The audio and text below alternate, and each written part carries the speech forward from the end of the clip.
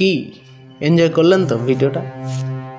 রোজকার সেই অফিস আর বাড়ির একঘেয়েমি কাজের মাঝে কখনো মনে হয় না যে একটু ঘুরে আসি? তো চলুন না এই উইকেন্ডটা বাঁকুড়া জেলা ঘুরে আসি। একই দিনে সকালে বেরিয়ে প্রথমে কামারপুকুর, তারপর জয়রামবাটি, সেখান থেকে এলাম বাঁকুড়া।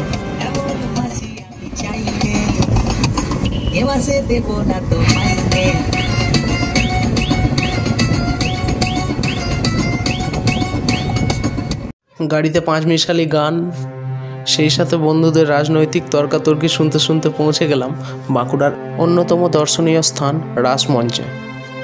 এখানে মোটামুটি সব দর্শনীয় স্থান ঘুরলেই দেখতে পাবেন এরকম পোড়ামাটি মানে টেরাকোটার কাজের অনেক রকম শৌখিন জিনিসপত্র, যেমন পোড়ামাটির কাপ, কিছু দেবদেবীর মূর্তি, অল ইন্ডিয়া হস্তশিল্পের লোগো, লম্বা গলা জাতীয় ঘোড়া, ডোকরা শিল্পকর্ম দিয়ে তৈরি নানা রকম অলঙ্কারও এখানে দেখতে পাবেন।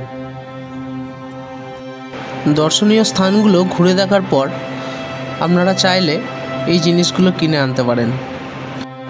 ওখানে এগুলোর মূল্য যাই হোক না কেন, বাড়িতে এসে তার মূল্য দ্বিগুণ হবেই হবে।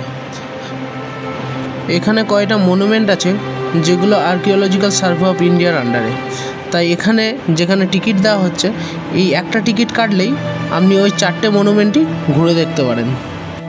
এই দেখুন টিকিট সৈকত কেটে এনেছে। টিকিট কেটে ভিতরে যখন ঢুকলাম তখন বাম দিকে দেওয়া আছে আর্কিওলজিক্যাল সার্ভে অফ ইন্ডিয়ার কিছু গাইডলাইন, যেমন এই স্মৃতিসৌধটি পরিষ্কার পরিচ্ছন্নতা বজায় রাখুন, এই গার্ডেনগুলোর পরিষ্কার পরিচ্ছন্নতা বজায় রাখুন, কোনো অংশে হাত দেবেন না, ভাঙবেন না, এরকম। তো ভিতরটা দেখতে ঠিক এরকম।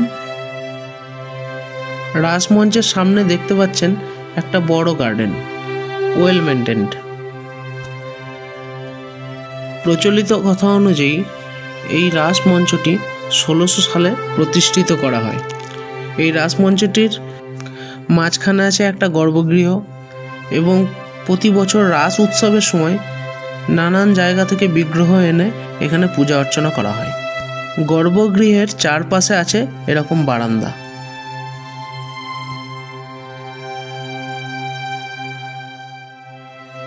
যে গর্ভগৃহের কথা আমি শুরুতে বললাম, এটা হলো সেই গর্ভগৃহ।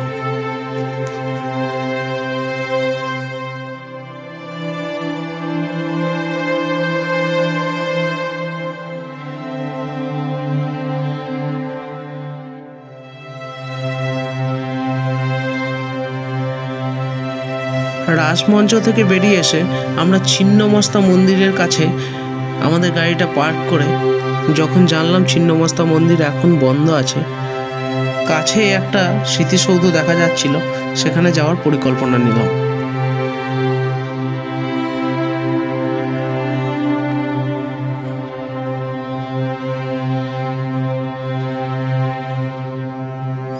কাছে গিয়ে গেটটা খুললাম। গেটটা খুলে দেখি এটা জোড়া মন্দির শ্রেণী। অষ্টাদশ শতকে মল্ল রাজাদের আমলে ল্যাটেরাইট মৃত্তিকায় নির্মিত এই মন্দিরগুলি। খুব কাছে থেকে দেখলে মন্দিরের গায়ে দেখা যাবে টেরাকোটার নিদর্শনের ভগ্নাবশেষ।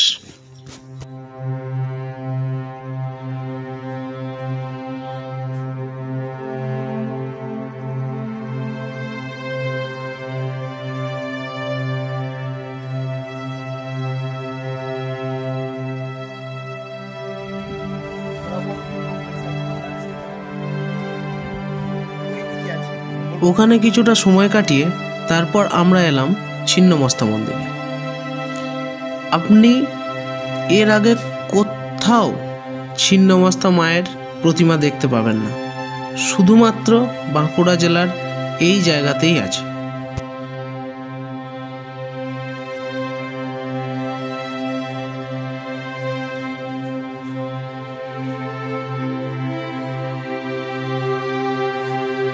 ওখানে মাকে ধূপ চড়িয়ে দিয়ে আমরা এলাম কালাচাঁদ টেম্পল এবং রাধা মাধব টেম্পলে। এখানে এসেও সেই একই টেরাকোটার নিদর্শন দেখতে পাবেন, সবই প্রায় ভগ্নাবশেষ। তাও আর্কিওলজিক্যাল সার্ভে অফ ইন্ডিয়ার দৌলতে এগুলো অনেকটা ওয়েল মেনটেন্ড।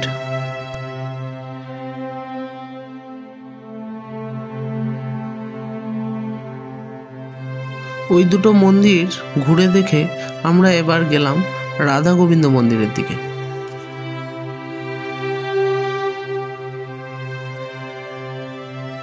রাধা গোবিন্দ মন্দির প্রাঙ্গণে ঢুকলে দেখতে পাবেন মেন মন্দিরের পাশেই একটা ছোট্ট মন্দির এবং তার বাঁ দিকে একটা নাট্যমঞ্চ।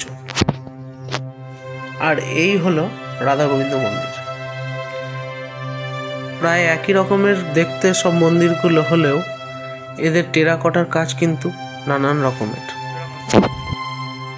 আমরা এই সব মন্দিরগুলো ঘুরে আবার বেরিয়ে পড়লাম অন্য একটা দর্শনীয় স্থানের দিকে।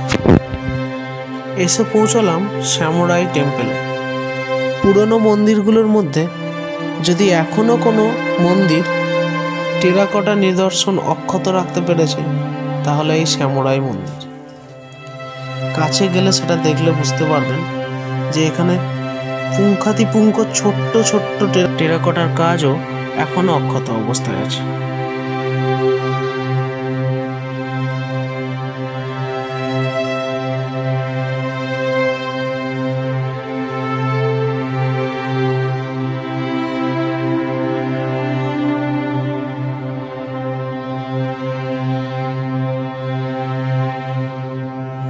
ওখান থেকে আমরা গেলাম জোর বাংলা টেম্পল।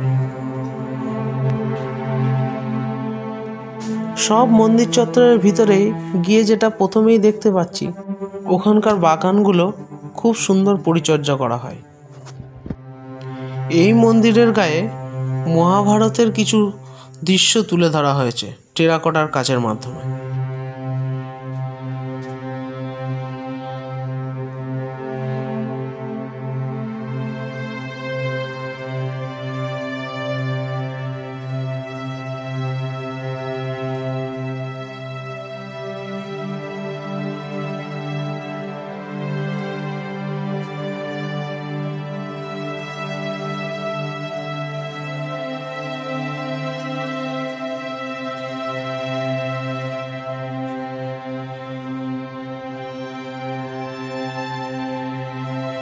ওখান থেকে আমরা গেলাম জোর মন্দিরে।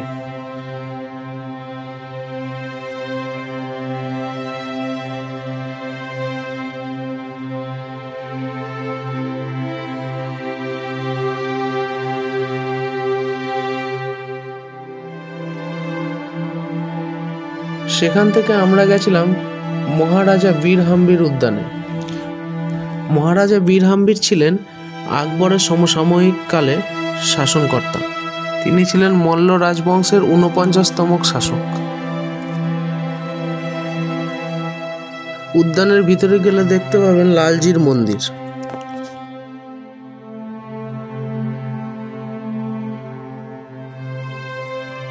মন্দিরের পিছনেই ভোগকক্ষ।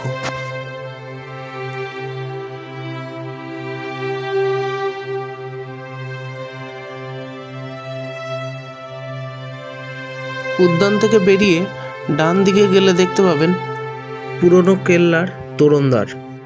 সম্ভবত এটি শহরের এন্ট্রি পয়েন্ট হিসেবে কাজ হতো। তোরণদ্বারটির ভিতরে বেশ কিছু প্রহরীদের থাকার জায়গা এবং রণসজ্জিত দুর্গ শীর্ষ।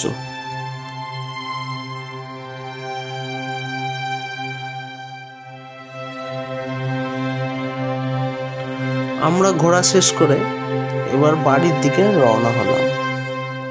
আজকের মতো ভিডিও এখানেই শেষ করছি। দেখা হচ্ছে নেক্সট ভিডিওতে বাঁকুড়ার বিখ্যাত বনলতা রিসর্টে গিয়ে।